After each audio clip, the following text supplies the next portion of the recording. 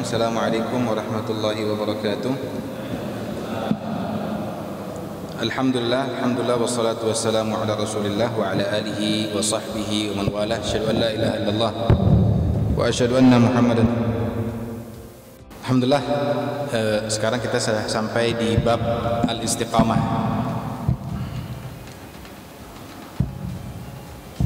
Bab al-istiqamah, ya.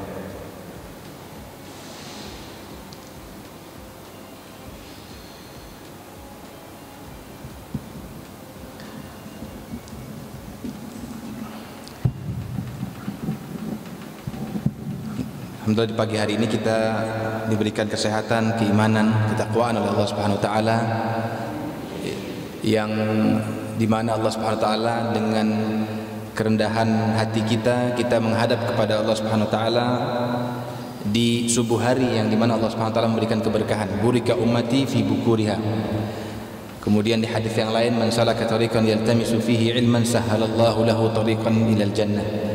Barang siapa yang datang untuk menuntut ilmu, maka Allah akan memudahkan jalan beliau, jalan mereka untuk memasuki surganya Allah Subhanahu wa taala. Mudah-mudahan kita yang hadir di sini bisa kemudian mengambil manfaat dari apa yang kemudian bisa kita dengarkan di pagi hari ini. Amin ya rabbal alamin. Salawat tak lupa salam kita bingkiskan kepada Nabi kita Muhammad sallallahu alaihi wasallam beserta keluarganya, para sahabatnya dan orang-orang yang setia mengikuti beliau hingga akhir zaman nanti. Amin ya rabbal alamin. Bapak dan Ibu sekalian dirahmati Allah, mohon maaf tadi ada sedikit kendala di jalan yang membuat kita terlambat sampai di tempat.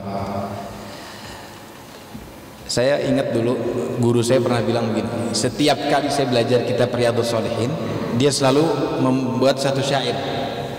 Syairnya, Riyadhus Shalihin kitabu ilmin, kitabun qad hawa ilman katsira, 'alaika bidarsihi fi kulli yawmin wa la ta'dil bihi lailan samira.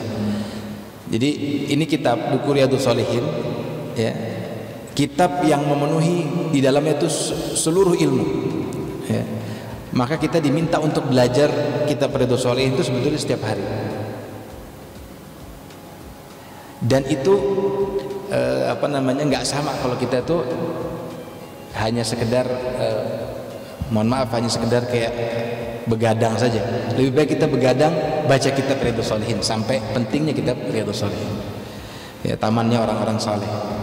Dan sekarang kita sudah masuk ke bab 8, bab fil istiqamah, ya.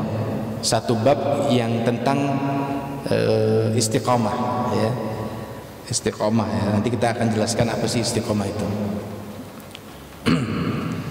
Baik. Kita masuk ke yang pertama. Bismillahirrahmanirrahim. قال المؤلف رحمه الله تعالى ونفعنا به وبعلومه في دارين آمين. قال الله تعالى فاستقم كما أمرت. وقال تعالى إن الذين قالوا ربنا الله ثم استقاموا تتنزل عليهم الملائكة ألا تخافوا ولا تحزنوا وأبشروا بالجنة التي كنتم توعدون نحن أولياؤكم في الحياة الدنيا وفي الآخرة ولكم فيها ما تشتهي أنفسكم ولكم فيها ما تدعون نزلا من غفور رحيم. وقال تعالى إن الذين قالوا ربنا الله ثم استقاموا فلا خوف عليهم ولا هم يحزنون أولئك أصحاب الجنة خالدين فيها جزاء بما كانوا يعملون. Ya.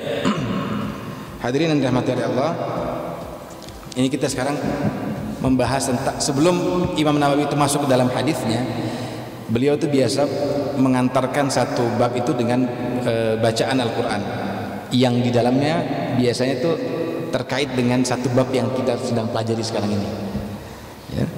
Allah Subhanahu wa taala berfirman, fastaqim kama umirt, beristiqomahlah kalian seperti kalian diminta oleh Allah Subhanahu wa taala. Ini saya buka di iPad dulu sebentar, ya.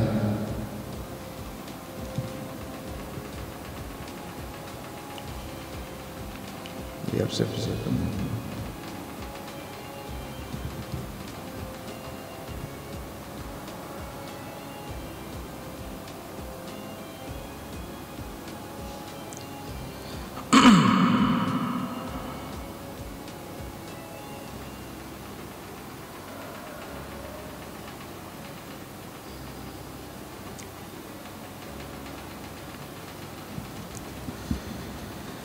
Kemudian di ayat selanjutnya Allah Subhanahu wa taala berfirman, innal ladzina qalu, sesungguhnya mereka-mereka yang berkata, ya, Rabbunallah tsumma istaqamu. Jadi kita disyaratkan untuk ketika kita berkata bahwasannya Tuhan kita adalah Allah Subhanahu wa taala, tsumma istaqamu, setelah itu kita istiqomah, setelah itu kita tegak lurus mengikuti apa perintah Allah Subhanahu wa taala sama Rasulullah sallallahu alaihi wasallam. Apa yang akan didapatkan? Tatanazzalu alaihimul malaika. Malaikat kemudian akan turun. Dalam satu riwayat ya, ulama tafsir mengatakan bahwasannya tatanazzalu alaihimul malaika itu ketika kita sedang sakratul maut. Jadi orang yang istiqamah, Allah Subhanahu wa taala berfirman dan berjanji. Ini istiqamah maksudnya yang tadinya pakai kerudung ya, jangan cuma masuk masjid aja, Bu. Ya, masuk masjid pakai kerudung misalnya ya. Atau masuk majelis taklim pakai kerudung, di luar majelis taklim lepas kerudungnya misalnya, ya begitu juga dengan bapak-bapaknya ya. Di dalam masjid kelihatannya khusyuk segala macam, di luar masjid justru nggak mengikuti kesesuaian dengan syariat Islam ya, menggunjing ya, ngatain orang dan lain sebagainya. Kita di masjid kan nggak pernah kita menggunjing orang, nggak pernah kita menyudutkan orang, nggak pernah kita ngatain orang. Kita pengen hal ini kita istiqomahkan dalam hati dan jiwa kita. Orang yang udah hijrah nih ya, mereka merasa bahwasannya ya karena saya sudah hijrah saya harus istiqomah gitu loh, harus benar-benar ya, walaupun misalnya pakai jilbabnya masih belum sempurna, tapi dia bisa sempurnakan dengan dia tuh beristiqomah di jalan Allah Subhanahu wa taala. Walaupun sholat 5 waktunya misalnya banyak yang sering terlambat dan lain sebagainya, tapi dengan dia istiqomah itu lebih memudahkan dia untuk bisa mengamalkan seluruh amal baik yang kemudian Allah perintahkan. Ya, ada psikolog yang kemudian mengatakan kalau 21 hari kita melakukan amal baik, itu biasanya hari ke-22 sampai selanjutnya itu sudah berubah keadaan kita. Makanya kenapa Allah SWT itu kalau memberikan satu kesempatan, contohnya di bulan Ramadan, kita pengen berubah ke arah yang jauh lebih baik ya kemudian kita nggak istiqomah di dalam bulan suci Ramadan, kita nggak jalankan protokol yang diminta oleh Allah Subhanahu wa taala, itu setelah keluar dari bulan suci Ramadan kita percuma aja. Malah kalau bisa bilang ini kapan selesainya bulan ini gitu. Nah, jadi proses pembenahan diri itu dimulai saat kita tuh mulai istiqomah. Nah, ini yang kemudian Allah berikan hadiah untuk kita. Tatanazzalu alaihimul malaika. Apa yang kemudian Allah, ketika Allah turunkan malaikat, apa yang kemudian Allah berikan? Alla takhafu wa la tahzanu. Janganlah engkau takut, janganlah engkau bersedih.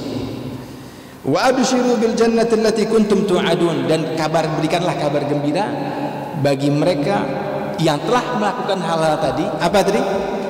Beriman kepada Allah ya, kemudian istiqomah ya, sesuai tegak lurus dengan apa perintah Allah Subhanahu wa taala. Mereka akan diberikan surga seperti mereka telah dijanjikan. Nah, jadi ketika kita sakaratul maut ya, yang biasa bilang la ilaha illallah setiap hari ya, mungkin dengan subhahnya, dengan tasbihnya la ilaha illallah, itu tuh Allah mudahkan. Makanya ada hadis yang mengatakan bahwasannya la tahqiranna minal ma'rufi syai'an adwamuha wa in qalla ya, janganlah engkau khairul a'mali adwamuha wa in qalla, janganlah engkau meremehkan amalan yang sedikit. Kemudian amalan yang bagus itu adalah amalan walaupun sedikit tapi dia continue. Saya kasih contoh. Buat hati kita sekarang, buat keadaan kita sekarang, paling tidak saya infak setiap hari 1.000 rupiah. Ini contoh, Bu ya. Itu nanti muncul dalam hati kita, kalau saya nggak infak sehari 1.000 rupiah, itu ada yang ganjal. Dan ketika kita sudah infak 1.000 rupiah, misalnya udah berjalan 3 bulan, 4 bulan, nanti Allah kasih ide baru di dalam kepala kita. Ini kayaknya harus nambah deh. Jadi 2.000 misalnya. Besokannya jadinya kayaknya harus nambah deh. sampai nanti angkanya tuh lebih besar gitu loh. Dan ini nggak ada sangkut pautnya sama rezeki yang kemudian kita atau gaji yang kemudian kita dapatkan. Jadi tolong matematikanya Allah tuh jangan dicampur adukkan sama matematikanya manusia. Ada orang yang berkata bahwasannya gaji saya misalnya 5 juta, ketika saya berikan infak misalnya 1 juta per bulannya misalnya, otomatis uang saya sisa 4 juta. Itu dalam matematikanya Allah bukan segitu ya. Matematikanya Allah 700 kali lipat diganti. Fi kulli sumbulatin mi'atu habbah, sab'a sanabil fi kulli sumbulatin mi'atu habbah. 700 kali lipat, walaupun bentuknya itu bukan nominal. Bisa kesehatan keluarga, bisa kesehatan anak, bisa kesehatan pribadi. Jadi jangan dicampur adukkan matematikanya Allah di dalam matematikanya manusia. Enggak berkurang ketika kita jadi kasirnya Allah di muka bumi. Kalau kita jadi kasirnya Allah di muka bumi, itu hal tersebut enggak bakal berkurang. Ketika Allah bilang, ketika kita bilang pada diri kita, saya akan infak 20% dari total pendapatan saya misalnya. Saya beristiqomah untuk berinfak 20% dari total yang saya dapatkan. Allah akan tambahkan gaji kita di bulan depan. Kenapa? Kita rela jadi kasirnya Allah di muka bumi. Jadi bukan minus tapi plus kalau kita berinfak di jalan Allah Subhanahu wa taala. Jadi ketika kita beristiqomah, hal yang kemudian kita enggak terfikir itu menjadi apa? Menjadi jalan kita untuk menuju hal tersebut. Kita nggak terfikir kita akan berinfak 1 juta per bulan, orang gaji saya cuma 2 juta. Tapi ketika kita istiqomah, Allah dapatkan, Allah berikan kepada kita. Kita butuh dorongan sedikit saja. Makanya ketika dalam surat Al-Kahfi disebutkan fityatun amanu bi rabbihim wa zidnahum huda. Pemuda-pemuda yang kemudian mereka apa? Beriman walaupun sedikit. Mereka akan ditambahkan hidayah oleh Allah Subhanahu wa taala. Begitu juga dengan kita. Ketika kita beriman kepada Allah Subhanahu wa taala, fastaqim. Allah enggak bilang sempurna istiqomah kita. Allah enggak bilang kita harus begini begitu. Yang penting ente istiqomah. Yang penting ente tegak lurus. Mengikuti ajaran Allah Subhanahu wa taala. Ya, enggak nanya sama dukun, enggak ini, enggak. Tetap istiqomah di jalan Allah Subhanahu wa taala. Apa yang Allah berikan, Allah mudahkan ketika kita mengucap la ilaha illallah di dalam sakratul maut kita. Makanya tuh saya itu punya kolam ikan di rumah, Pak. Jadi setiap saya ngasih makan ikan, saya niatkan saya bersedekah. Ini hal yang kecil ya. Sekedar contoh saja. Itu ikan bukannya makin dikit makin banyak, saya juga bingung gitu. Karena kita setiap saya memberi makan, saya meniatkan gitu, meniatkan dalam hati kita, itu hal yang kecil. Nah, jadi coba di dalam momen seperti ini kita pikirkan apa hal yang kecil yang kita bisa jalankan. Hal yang kemudian tuh orang-orang anggap tuh remeh. Tapi kita justru menganggap itu hal yang besar kalau kita tidak melakukan.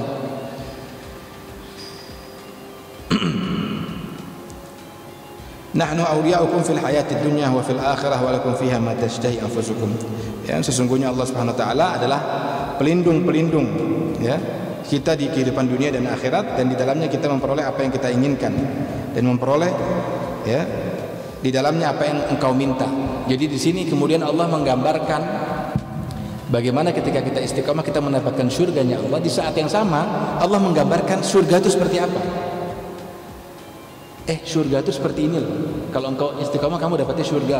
Kamu dapatnya, kalau surga itu dapatnya apa? Seperti apa? Surga itu seperti ini. Kita ingin saja udah dapat. Beloman terucap ya. Ma la 'ainun ra'at wa la udhunun sami'at wa la khatara 'ala qalbin bashar. Enggak terfikir di otak manusia, enggak pernah terlintas di mata kita, enggak pernah terdengar bagaimana keindahan surga. Walakum fiha ma tashtahi anfusukum. Ya. Yang kita inginkan kita dapatkan. Kemudian ayat selanjutnya di ayat di surat Al-Ahqaf di terakhir ya, ini ayat terakhir di dalam bab ini. Innal ladzina qalu rabbuna Allah tsumma istaqamu. Mereka ini lagi-lagi Allah tekankan. Jadi Allah tekankan dua ayat dalam Al-Qur'an tentang istiqomah, ya. Ketika mereka beriman kepada Allah dan istiqomah. Mereka yang berkata la ilaha illallah kemudian istiqamah, fala khaufun 'alaihim wa la hum yahzanun. Jangan takut. Dan ini jangan takut ini maksudnya buat dunia, ya. Dalam riwayat bukan cuman buat akhirat aja, tapi buat dunia juga. Jadi Allah janjikan kehidupan dunia yang layak. Ya kita kalau masuk di satu toko nggak mungkin, ya, tanpa ada effort kita bayar pakai uang, ya. Ini adalah miliknya Allah Subhanahu Wa Taala.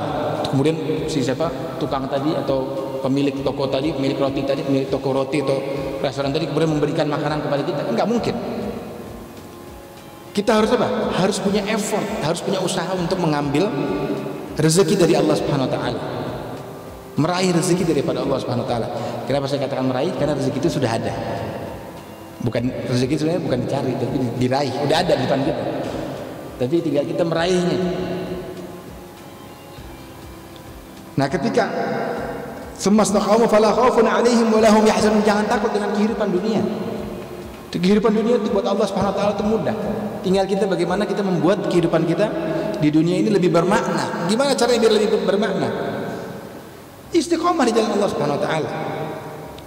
Tegak lurus, ya, mengikuti jalan Allah Subhanahu Wa Taala. Jangan ada kekhawatiran. Nggak perlu khawatir dengan kehidupan di dunia, santai saja. Semua itu sudah ditulis oleh Allah Subhanahu Wa Taala. Tinggal kita bagaimana kemudian kita bisa meraih keridhaan Allah Subhanahu Wa Taala. Ya.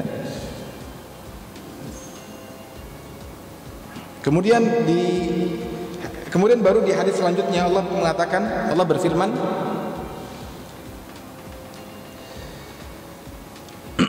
intinya dari 3 ayat di atas adalah kalau kita melakukan hal sesuatu jangan setengah-setengah, all out dalam mengerjakan sesuatu. Semua kita kerjakan, jangan setengah-setengah. Jangan di masjid pakai nauzubillah pakai kerudung, di luar masjid nauzubillah pakai nggak pakai kerudung, misalnya nggak pakai jilbab. Di dalam majelis taklim pakai jilbab, di luar majelis taklim nauzubillah nggak pakai jilbab. Ya, yang laki-laki juga gitu. Jangan di luar masjid, ya, dalam masjid pakai kopiah, di luar masjid pakai jilbab, ya jangan juga. Ini istiqomah tetap. Ini jangan kemudian merubah dirinya, ya, mengubah dirinya. Ya, jadi manfaat istiqomah tadi apa? Tatanazzalu alaihimul malaikah. Allah akan memudahkan kita ketika kita nanti wafat, ya, menjadikan lidah kita, lisan kita itu berkata la ilaha illallah itu dengan sangat mudah. Kemudian di hadis selanjutnya,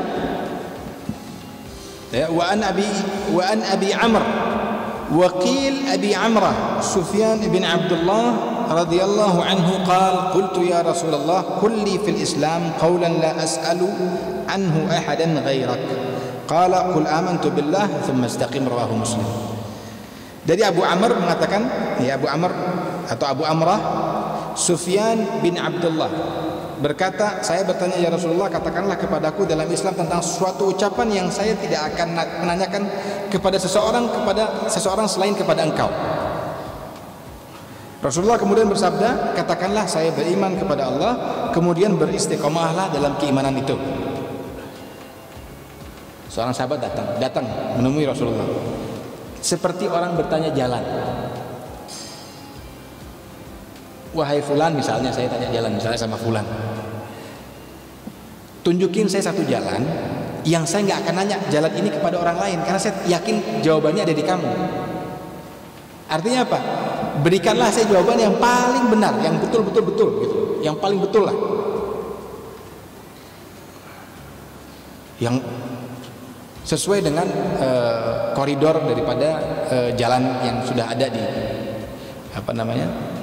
di wilayah tersebut gitu misalnya. Nah, sahabat ini datang, dia berkata, ya Rasulullah, katakanlah sesuatu dalam Islam, ya, suatu ucapan yang saya tidak akan menanyakan hal ini, ya, kepada orang lain. Dan Rasulullah itu disebut dengan ma yantiqu 'anil hawa in huwa illa wahyun in huwa illa wahyun yuha. Tidak keluar dari mulutnya Rasulullah kecuali adalah wahyu dari Allah Subhanahu wa taala. Dan Rasulullah mempunyai sifat apa? Jawami'ul kalim. Apa arti jawami'ul kalim? Ini merupakan mukjizat daripada Rasul sallallahu alaihi wasallam. Artinya apa? Ngomong dikit tapi maknanya itu banyak. Maknanya itu luas. Itu disebut dengan jawami'ul kalim. Nah, ketika Rasulullah sallallahu alaihi wasallam mengatakan ada yang menanyakan seperti itu, jawaban Rasulullah itu singkat tapi padat. Kul amantu billah tsumma istaqim. Berimanlah kepada Allah dan istiqomahlah. Jadi kalau kita berpikir istiqomah itu hal yang biasa, ya, tapi menurut hadis ini adalah hal yang luar biasa. Karena ini adalah amanat yang diberikan oleh Rasulullah SAW kepada Sufyan bin Abdullah. Ya. Ini urida bihil umum. Hadis ini kepada Sufyan, tapi sebetulnya untuk kita semua. Sebetulnya untuk kita semua. Ya, ketika kita beristiqomah di jalan Allah Subhanahu wa taala, apa yang kemudian didapatkan? Yang tadi. Ya, dimudahkan di dunia, dimudahkan di akhirat, ya. Diberikan rasa kenyamanan. Rasa nyaman ini sangat-sangat diperlukan di momen-momen seperti ini, Bu, ya, Pak, ya. Kita kadang suka khawatir. Ini was-was nih timbul nih dari setan. Nanti gaji nggak cukup, minta sama suaminya, Bu, gaji nggak cukup, Bu, katanya. Pak, gaji nggak cukup, suruh kerja lagi. Bapaknya kepikiran. Ini was-was. Hilangkan was-was dalam hati. Ini kerjaan syaitan. Alladzi yuwaswisu fi sudurin nas. Yang membuat was-was dalam hati manusia itu syaitan. Apa yang bisa menghilangkan was-was? Kita istiqamah di jalan Allah Subhanahu wa taala. Kerjain aja apa yang menurut kita, apa yang menurut Allah Subhanahu wa taala betul dan menurut kita betul.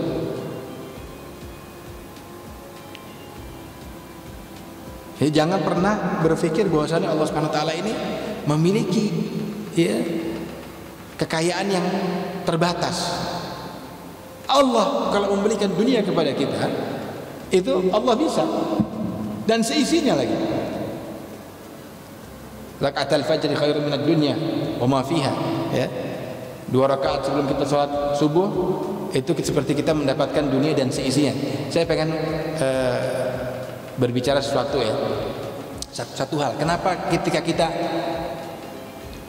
sebelum kita berangkat ke masjid nih, kemudian setelah kita pulang dari masjid, atau orang-orang yang nggak ke masjid itu merasakan kenikmatan tidur ketika waktu subuh. Kenapa, Bu? Kenapa? Subuh ini tidur yang paling nikmat. Orang kalau habis subuh, itu pasti tidurnya ngorok. Karena di sini adalah, di waktu ini adalah waktu yang Allah turunkan keutamaan. Dan ketika Allah turunkan keutamaan, itu biasanya susah orang tuh buat bangun, kecuali man rahimah rabbuh, kecuali orang-orang yang Allah rahmati, Allah cintai. Makanya ciri orang munafik itu mereka nggak hadir salat subuh, mereka nggak hadir salat isya. Susah buat mereka. Bangun subuh itu susah. Kita istiqomah bangun subuh, Allah mudahkan. Nanti saya bangunnya lebih pagi lagi deh. Sahabat Bilal bin Rabah punya satu amalan yang sifatnya itu mungkin kita sudah tahu semua. Dia sholat setelah dia berwudu. Itu dia buat istiqomah, nggak berhenti sholat. Sampai-sampai ketika Rasulullah SAW Isra Mi'raj, ketika Mi'raj ke ke surganya Allah Subhanahu wa taala, ke langit ketujuh, kemudian turun kepada surganya Allah Subhanahu wa taala, dia dengar terompahnya atau sendalnya Bilal bin Rabah sudah ada di surga duluan. Apa yang dilakukan sama Bilal? Ketika ditanya, saya sholat 2 rakaat setelah saya berwudu. Simple, amalan simple. 2 rakaat, suara sendal udah kelihatan. Ya, banyak lagi. Kemudian Rasul SAW, Rasul beristiqamah dalam hidupnya. Ya, ketika ditanya, wahai Aisyah, apa sih doa yang kemudian Rasul sallallahu alaihi wasallam itu ucapkan, yang Rasul sallallahu alaihi wasallam selalu istiqamah? Apa kata jawab Aisyah? Aisyah menjawab, ya muqallibal qulub, tsabbit qalbi ala dinik wa ala ta'atik. Doa yang kemudian diucapkan oleh Rasulullah sallallahu alaihi wasallam, ya wahai orang yang membolak-balikkan hati, tegakkan atau sabatkan hati kita kepada agamamu dan juga kepada taat kepada Allah Subhanahu wa taala. Seorang Rasulullah SAW meminta sabat, meminta ketetapan hati, meminta istiqamah. Masa kita enggak? Emang kita siapa? Ya, makanya kita disunnahkan untuk membaca ya muqallibal qulub di rakaat terakhir, di tahiyat akhir di dalam setiap salat fardu kita atau dalam setiap salat kita. Ya muqallibal qulub, tsabbit qalbi ala dinik wa ala ta'atik. Wahai Maha pembolak-balik hati, tetapkanlah hatiku pada agamamu dan pada ketaatan kepadamu. Jadi paling tidak kita punya doa yang kita istiqomahkan. Sekarang apa? Coba dipikir deh, apa yang kemudian membuat kita itu lebih spesial? Ya, kita spesial di mata Allah Subhanahu wa taala itu apa? Apa yang membuat kita spesial? Gak ada. Buat diri kita ini spesial di mata Allah Subhanahu wa taala. Sehingga Allah itu membanggakan kita di depan malaikat-malaikatnya. Kemudian hadis selanjutnya, wa an Abi Hurairah radhiyallahu anhu qala Rasulullah sallallahu alaihi wasallam, qaribu wa saddidu wa'lamu annahu lan yanju'a ahadun minkum bi'amalihi. Wala anta ya qalu wala anta ya Rasulullah qala wala ana illa an yataghammadani Allah birahmatin minhu wa fadl. Dari Abu Hurairah ini salah seorang sahabat ahlu suffah, disebutnya ahlu suffah karena kalau Bapak Ibu pernah ke Madinah, pernah ke Masjid Nabawi, insyaallah kita semua diberangkatkan oleh Allah Subhanahu wa taala di momen-momen ke depannya insyaallah. Ketika yang untuk yang belum ya, untuk yang sudah insyaallah Allah berikan kesempatan berikutnya. Kalau Anda melihat ada di belakangnya Hujratul Rasul SAW, di belakangnya kamarnya Rasul SAW itu ada seperti kayak panggung kecil sedikit agak naik. Itu tempatnya ahlu suffah, tempatnya orang sahabat-sahabat yang kondisi ekonominya kurang begitu baik. Dia hanya dekat dengan Rasulullah SAW saja. Setiap hari dia hanya ta'lim sama Rasulullah SAW, hanya belajar. Nah, di dalamnya itu adalah ada Abu Hurairah. Asalnya dari kota Taif beliau ini. Abu Hurairah radhiyallahu anhu, dia meriwayatkan hadis lebih dari 5.000 hadis, diriwayatkan sampai 5.800 hadis. Ya, kalau kitab Riyadhus Shalihin ini isinya 1.897 hadis. Satu kitab ini. Abu Hurairah meriwayatkan lebih dari 3 jilid ilah kasarnya. 5.800 hadis kurang lebih. Yang kedua ada Abdullah bin Umar, kemudian yang ketiga ada Aisyah radhiyallahu anha. Saya ingin menekankan bahwasannya Abu Hurairah termasuk orang yang istiqomah di jalan Allah Subhanahu wa taala. Ya, pekerjaannya itu ya dekat sama Rasulullah sallallahu alaihi wasallam, ya. Kemudian selalu belajar, selalu meminta ilmu dari Rasulullah SAW, meminta doa. Artinya apa? Kita disunnahkan untuk apa? Istiqomah. Untuk apa? Dekat sama orang ahlu ilmu, orang yang punya ilmu. Ya, dekat sama mereka, mengunjungi mereka, memberikan mereka misalnya hadiah. Itu orang yang dekat sama orang ahli ilmu, itu insyaallah dibangkitkan bersama-sama ketika mereka mencintai orang-orang yang ahlu ilmu atau orang-orang yang mempunyai ilmu. Ini bukan ilmu dalam, tenaga dalam Bapak dan Ibu ya. Ya, ilmu syariah, ilmu agama. Apa yang kemudian Rasulullah SAW sabdakan, bersedang-sedanglah dan berlaku luruslah dalam beramal. Ketahuilah sesungguhnya tidak ada seorang pun yang selamat karena amalnya. Mereka bertanya, tidak juga Anda ya Rasulullah? Kemudian Rasulullah SAW menjawab, tidak juga saya. Namun Allah menyelimutiku dengan rahmat dan karunia-Nya, dan karunia darinya. Ketika orang berkata, saya ini masuk surga karena amal saya. Dahulu pernah ada yang kemudian menghadap Allah Subhanahu wa taala, bahwasannya saya membaca Al-Qur'an 1000 tahun. Saya pantas masuk surga katanya. Kemudian Allah Subhanahu wa taala menimbang mata yang dipakai, satu mata yang dipakai untuk membaca Al-Qur'an selama 1000 tahun dengan amalnya dia selama 1000 tahun. Masih lebih berat mata yang diberikan oleh Allah Subhanahu wa taala. Artinya apa? Seseorang masuk surga bukan karena amalnya. Makanya di sini sebutkan, ketahuilah sesungguhnya tidak ada seorang pun yang dapat selamat karena amalnya. Semua ini karena rahmat dari Allah Subhanahu wa taala. Makanya amal yang sedikit pun buat Allah itu yang penting istiqomah ente. Yang penting ente senang sama amal itu, ente kerjain terus. Amalan yang kemudian kita kerjakan, kalau saya mungkin wallahu alam ya, mungkin kalau saya ketemu orang saya senyum aja terus. Cuman kalau nggak ketemu orang senyum-senyum itu repot juga, Bu ya. Nggak ketemu orang senyum-senyum sendiri, ya itu bukan istiqomah, itu antara kita harus masuk ke rumah sakit yang terkait atau tidak gitu kan. Ya, jadi kita misalnya kalau amalan yang mungkin yang bisa saya kerjakan, saya senyum aja depan orang, bersedekah ya. Kalau nggak mampu kita senyum. Ketemu orang tuh jangan muka-muka mesem. Karena amalan yang kecil ini kemudian apa? Bisa dianggap besar oleh Allah Subhanahu wa taala. Kan tidak ada orang yang selamat karena amalnya. Seseorang masuk kepada surganya Allah itu karena apa? Rahmat dari Allah Subhanahu wa taala, karena Allah tuh sayang sama dia. Maka buat Allah tuh sayang sama kita. Buat Allah tuh sayang sama kita. Apa yang Allah inginkan? Allah inginkan amantu billah tsumma istaqim. Allah inginkan kita istiqamah di jalan Allah Subhanahu wa taala. Udah kita istiqamah. Jangan ada keraguan dalam hati kita. Bismillah kita jalanin kehidupan kita. Pulang dari sini kita insyaallah kita selawat misalnya 1000 kali setiap hari. Kita istighfar 1000 kali setiap hari. Apa sih susahnya istighfar? Apa sih susahnya selawat? Ya, nggak nyampe bangun rumah kan, Bu ya. Ada orang selawat yang bangun rumah, nggak ada ya, nggak ada dipersyaratkan selawat harus bangun rumah, harus bangun ini, bangun itu. Terucap dari mulut saja udah cukup. Allahumma sholli ala Muhammad wa ala ali sayyidina Muhammad. Dan selawat ini kalau kita rutinkan, semua masalah kita selesai, Bapak dan Ibu.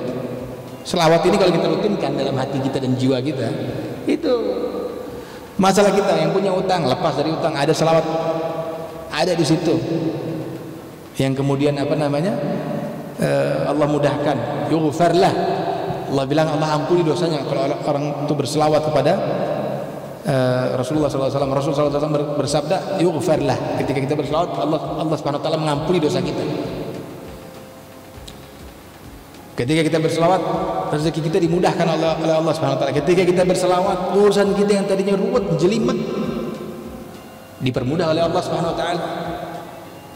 Maka istiqomah di pembacaan salawat, istiqomah di pembacaan istighfar. Ya, Rasulullah SAW beristiqomah dengan membaca istighfar sebanyak 70 sampai 100 kali setiap harinya. Ya, kita kadang lupa beristighfar. Kenapa kita setelah sholat kita mesti beristighfar, Bapak dan Ibu? Baru assalamualaikum, astagfirullahaladzim. Emang kita berbuat maksiat? Hah? Ini bukti bahwasannya apa? Ketika kita sholat, mungkin saja ada yang terlewat di dalam pikiran kita sehingga mengganggu kekhusyuan sholat. Maka kita beristighfar. Kalau perbuatan baik saja kita diminta untuk beristighfar, ya, bagaimana dengan perbuatan buruk? Masa kita nggak mau istighfar? Ketika kita gunjing misalnya, ya Allah, barusan gunjing nih, ya udah istighfar dulu. Kita minta maaf deh sama orang itu. Nggak sengaja misalnya keluar kata-kata yang nggak pantas, ya Allah, barusan kita keluar kata-kata nggak pantas, kita istighfar. Manusia ini tempatnya salah dan lupa, makanya disebut al-insan, tempatnya salah dan lupa. Kata-kata insan sini ya nisyan, bisa juga jadi nisyan, bisa juga jadi nasa, jadi lupa, ini macam-macam. Ya, wala anta ya Rasulullah, para sahabat kemudian mengatakan, bukan engkau juga enggak ya Rasulullah? Tidak juga saya, kata Rasulullah. Tapi ada tapinya. Kecuali Allah Subhanahu wa taala menyelimutiku dengan rahmat dan karunia darinya. Ya, Allah Subhanahu wa taala karena makhluk yang paling Allah cintai adalah Rasulullah SAW, yang di setiap pilar yang ada di surganya Allah Subhanahu wa taala tertulis kata Muhammad sallallahu alaihi wasallam. Di dalam pilar-pilarnya Arsy ya, disebut Muhammad sallallahu alaihi wasallam. Kemudian wal muqarabah al-qasdul ladzi, kemudian Al-Imam Nawawi ya menjelaskan tentang apa arti al-muqarabah. Al-qasdul ladzi la ghuluw fihi wa la taqsir. Muqarabah artinya sedang-sedang dan tidak berlebihan dan tidak pula meremehkan. Ya. Was-sadad al-istiqamatu wal isabah ya. Dan as-sadad artinya istiqamah dan juga hal yang benar. Ya. Kemudian yataghammadani ay yalbisuni wa yasturuni, menyelimutiku dan menutupku ya, menyelimutiku dan menutupku. Ini artinya yataghammadani Allah ya, yataghammadani Allah illa an yataghammadani Allah birahmatihi birahmatin minhu wa fadl. Nah, kemudian apa sih arti istiqamah? Menurut para ulama, istiqamah adalah ketetapan ya, luzum ta'atillah ta'ala. Qalu wa hiya min jawami'ul kalim wa hiya nizamul umur wa billahi taufiq. Kemudian Imam Nawawi menutup bab ini dengan billahi taufiq. Istiqamah itu termasuk jawami'ul kalim, perkataan singkat namun maknanya luas, artinya taat, ketetapan untuk taat kepada Allah Subhanahu wa taala. Ya. Dan kepada Allah kita memohon petunjuk ya. Inilah tadi makna dari al-istiqamah. Kemudian di bab selanjutnya, bab fi tafakkur fi 'azimil makhluqatillah ta'ala wa fana'id dunya wa ahwalil akhirah wa sa'ir umurihima wa taqsirin nafs wa tahdhibiha wa hamliha 'ala al-istiqamah. Intinya tentang istiqamah, memikirkan keagungan makhluk-makhluk Allah Subhanahu wa taala, kemudian tentang fana'nya dunia yang menakutkan ya, dan kejadian-kejadian yang menakutkan di akhirat nanti. Kemudian perkara-perkara lain di dunia dan akhirat serta keteladanan diri, kemudian mendidiknya dan mengajaknya untuk beristiqamah. Artinya ujungnya kepada istiqamah. Ini tentang bab tafakkur. Ya. Qala Allah Ta'ala, "Innama a'idzukum biwahidatin an taqumu lillahi mathna wa furada thumma tatafakkaru." Sesungguhnya aku hendak memperingatkan kepadamu satu hal saja, yaitu supaya kamu menghadap kepada Allah dengan ikhlas ya, berdua-dua atau sendiri-sendiri, kemudian kamu fikirkan tentang apa yang engkau kerjakan ya. Di sini Allah Subhanahu wa taala mengatakan bahwasannya ketika kita dalam keadaan sendiri, dalam keadaan berdua, itu kita tetap berpikir tentang Allah Subhanahu wa taala. Ya. Jangan pas lagi bareng-bareng aja nih kita mikirin Allah Subhanahu wa taala. Jangan pas lagi di majelis taklim saja. Tapi juga ketika kita sedang sendiri, ketika kita ingin mendapatkan keutamaan yang Allah berikan kepada kita, maka bangun malam. Ketika kita sendiri, kita minta sama Allah Subhanahu wa taala. Kita istiqamah untuk bertafakur, memikirkan kenikmatan yang Allah berikan kepada kita. Dan banyak hal yang lain yang kemudian kita bisa agungkan. Kemudian apa? Allah melanjutkan Imam Nawawi melanjutkan dengan firman Allah Subhanahu wa taala, "Inna fi khalqis samawati wal ard wa ikhtilafil laili wan nahar la ayatin li ulil albab." Sesungguhnya penciptaan langit dan bumi, ya, silih bergantinya malam dan juga siang, terdapat tanda-tanda kekuasaan Allah bagi orang-orang yang berakal. Kita diberikan akal oleh Allah Subhanahu wa taala, diberikan kecerdasan. Maka kita harus berpikir, kira-kira ada nggak yang membuat dunia ini? Ya, harus berpikir seperti itu. Oh ada, maka kita beriman dengan mereka yang membuat dunia ini. Ya, mic, misalnya mic, kira-kira ada yang buat nggak? Nggak mungkin mic ini muncul sendiri. Ya, dahulu ada percakapan antara ateis dan juga Imam Abu Hanifah. Ya, Imam Abu Hanifah ditantang untuk bertemu di satu tempat. Mau diajak debat. Imam Abu Hanifah salah satu imam yang masyhur yang dari 4 selain Imam Syafi'i, Imam Malik dan Imam Hambali. Salah satu Imam Abu Hanifah. Diajak debat Bapak dan Ibu, sampai di satu waktu Imam Abu Hanifah nggak datang-datang. Di satu waktu ditungguin, ini si ateis tadi udah bilang, ini sih nggak datang, nggak takut sama saya katanya. Ditungguin nggak datang, sampai pada satu waktu udah orang-orang pada mau bubar, Imam Abu Hanifah baru datang. Ditanyain, kamu kenapa terlambat? Saya mohon maaf, tadi saya ketinggalan kapal. Ya, tapi alhamdulillahnya ketika saya ketinggalan kapal, pohon yang kemudian tadinya di depan saya tuh kemudian tumbang, kemudian terurai yang di dalam pohon tadi kemudian membentuk kapal, dan kemudian tadi ada kain-kain membentuk layar, dan saya bisa berlayar menuju ke sini. Kata orang ateis tadi, ini kamu gila nih katanya. Mana ada pohon tumbang terus jadi kapal sendiri. Terus katanya Imam Abu Hanifah apa? Kalau pohon saja, kalau kapal saja itu nggak bisa muncul sendiri, apalagi dunia dan seisinya ini. Nggak mungkin kalau nggak ada yang buat. Pasti ada zat yang lebih besar yang membuat dunia ini. Ya, nggak mungkin tiba-tiba muncul sendiri ini dunia. Nah, makanya Allah berfirman, la ayatin li ulil albab, ya, tanda-tanda bagi orang yang berakal. Orang yang berakal artinya apa? Seluruh manusia, bukan cuma orang yang beriman. Seluruh manusia, dari orang yang muslimnya, yang kristennya, yang budanya, yang semuanya, orang-orang yang berakal. Nggak mungkin dia tuh dunia ini nggak ada yang buat, tuh nggak mungkin. Alladzina yadhkuruna Allah qiyaman wa qu'udan wa 'ala junubihim wa yatafakkaruna fi khalqis samawati wal ard rabbana ma khalaqta hadza batila subhanaka faqina 'adzabannar.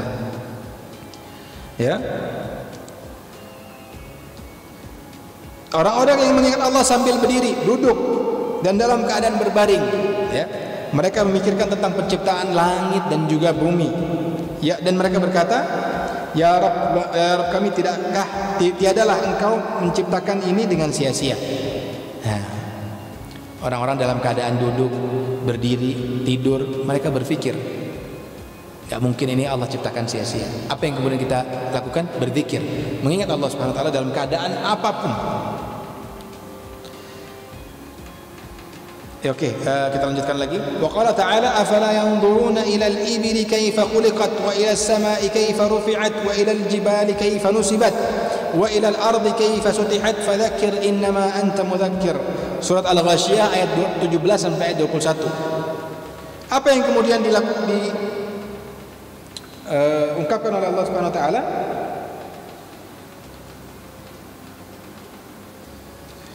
Afala yanzuruna ila al-ibil, apakah mereka tidak memperhatikan unta bagaimana ia diciptakan? Kenapa Allah sebutkan unta? Karena unta ini binatang yang punya keistimewaan di atas rata-rata. Bapak dan Ibu pernah ke Saudi, pernah ke negara-negara Arab lah misalnya, pernah lihat unta ya?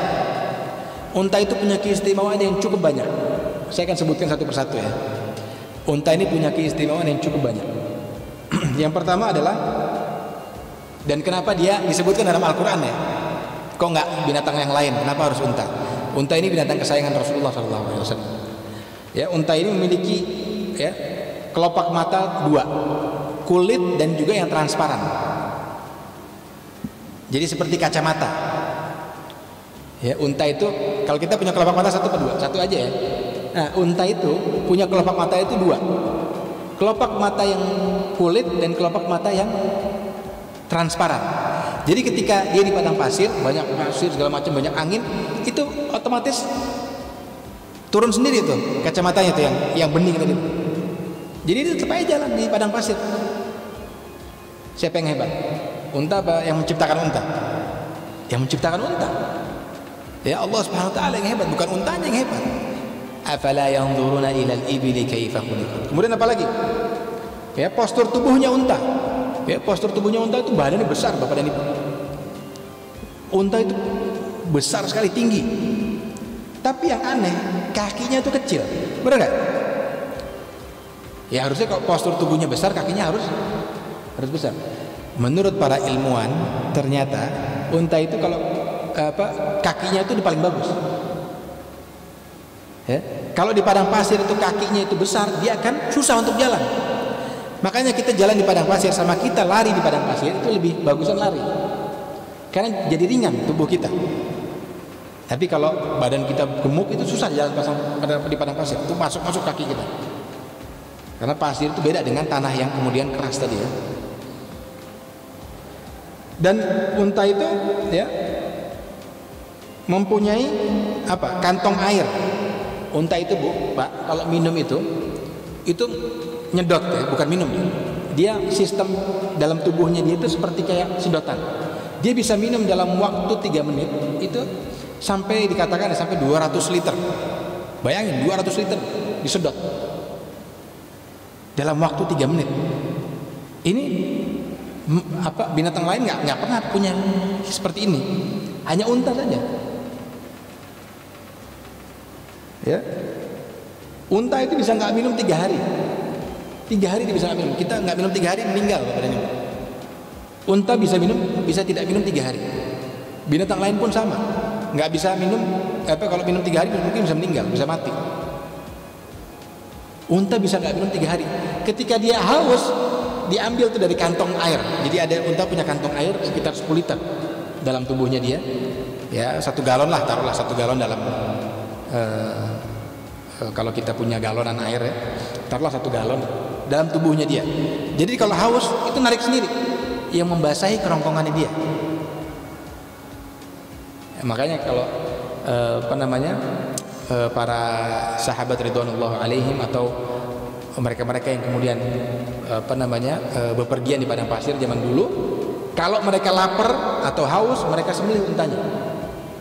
Daging yang mereka makan, air yang dalam tubuhnya unta tadi itu mereka masih minum karena ada kantung dan bersih Bapak dan Ibu ya. Unta ini ya, ini yang selanjutnya. Unta ini nggak pernah makanan kotor-kotoran, nggak ada makan kotor-kotor. Dia nggak pernah makan makanan yang kotor-kotor. Daun basah aja dia nggak makan. Ya. Unta ini punya sifat dia itu jijian, ya. Nggak seneng dia kayak gitu-gitu. Makanya kenapa dagingnya mohon maaf, kencingnya unta itu halal. Kita bisa minum. Itu ada dalam satu hadis. Kencingnya unta itu boleh sebagai dawa, sebagai obat. Kencing dan juga susunya. Artinya susunya unta itu diperbolehkan untuk diminum. Ya, jangan dibayangin kencing kita Bapak dan Ibu, jangan bayangin. Bukan kencing kita, kencing unta berbeda lagi ya. Jadi kencingnya boleh dan ini banyak di Saudi ya. Kalau Bapak dan Ibu pernah ke daerah di Hudaybiyah sana tuh saya rasa banyak ya yang menjual kencing dan juga susunya unta. Ya. Kencingnya tidak najis ya. Kencingnya tidak najis dan boleh dikonsumsi. Nah, itu termasuk daripada salah satu sunnah. Kemudian unta ini punya sifat seperti manusia. Punya sifat seperti manusia. Dia punya emosi Bapak dan Ibu. Bisa sedih, bisa bahagia. Dan unta ini bisa aja dia dendam gitu. Jadi dulu ada satu cerita, orang baru beli unta, ya kemaruk. Dia nggak mengikuti omongannya majikannya, dipukul nih unta. Setelah dipukul, orang tadi kemudian sama unta kelihatan gitu. Dilihat sama unta tadi, nanti kita sikatnya orang katanya. Mungkin dalam hatinya seperti itu karena punya emosi kan. Nah kemudian ketika orang tadi tidur, saya nggak tahu tidur di mana, intinya ditekan perutnya, dipukul perutnya sama unta, diinjak. Nah, jadi hati-hati kalau sama unta ya, jangan terlalu kasar sama unta, jangan terlalu. Dia punya sifat seperti manusia, punya emosi. Makanya kenapa ketika kita makan daging unta itu di sunnah itu dapat membatalkan wudhu kita dan kita diwajibkan untuk berwudhu kembali ketika kita mau sholat. Karena itu tadi takutnya ya kita membersihkan sifat-sifat emosi yang tadi dalam unta tadi dengan berwudhu. Jadi orang makan daging unta ini dagingnya paling enak. Antum kalau makan daging unta itu daging yang paling enak dunia ini itu daging unta. Tapi kalau makan daging unta kita dianjurkan untuk berwudu kembali, karena wudu kita batal. Ya. Nah, kemudian unta itu punya bibir yang terbelah. Jadi bibirnya unta itu kayak ke samping, kiri dan kanan. Itu buat makan makanan yang berduri, ya, daun-daunan yang kering yang ada di atas. Kan di padang pasir kan susah ya cari ya, pohonan kayak kita nih, pohon mangga, pohon jambu kan ada di sana ibu ya, Pak. Nah di sana tuh makan-makan yang kering-kering, itu yang membuat bibirnya dia tuh jadi nggak terbelah, jadi nggak terluka gitu. Mohon maaf. Kalau kita kan bibirnya nyatu ya. Kalau makan sesuatu yang agak tajam tuh agak sulit buat bibir kita. Dan juga kakinya unta tuh terbelah dua. Itu untuk memudahkan dia untuk berjalan. Ya, saya sampai jam berapa nih? Masih terus ya Bu? Bentar lagi insya Allah ya. Kemudian ini adalah bukti kekuasaan Allah Subhanahu Wa Taala tentang unta, baru unta saja. Ini saya berikan biar kita tuh paham tentang unta itu seperti apa sih. Kemudian wa ila samai kaifa rufi'at, bagaimana nih langit ini bisa naik. Ya, kita buat atap aja tinggi aja kita punya pilar banyak banget. Benar? Ini langit bisa ada banyak, bisa besar, bisa tinggi. Itu kok bisa nggak ada pilarnya? Itu kok bumi segitu besar ini kok nggak ada pondasinya, ini nggak ada. Kok bisa terjadi? Nah kita berpikir ke arah yang jauh lebih jauh, yang ke arah yang lebih jauh. Wa ilal jibali kaifa nusibat, dan bagaimana kemudian pegunungan itu ditancapkan sebagai paku bumi. Ya, itu nggak ada pegunungan besar sana kecil sini, nggak ada. Ya, udah sama-sama besar. Ya, diseimbangkan oleh Allah Subhanahu Wa Taala. Ya, wa ilal ardi kaifa sutihat, dan bagaimana bumi ini dihamparkan. Fadzakir innama anta mudzakir, sesungguhnya maka berilah peringatan, karena sesungguhnya kamu hanyalah orang yang memberi peringatan. Kemudian di ayat selanjutnya waqala ta'ala afalam yasiru fil ard fayanzuru, katanya Allah Subhanahu Wa Taala, maka apakah mereka tidak mengadakan perjalanan di muka bumi sehingga mereka dapat memperhatikan. Ini dalil kita disunahkan untuk jalan-jalan, ya bahasanya jalan-jalan. Ya, jalan-jalan untuk apa? Untuk mengingat Allah.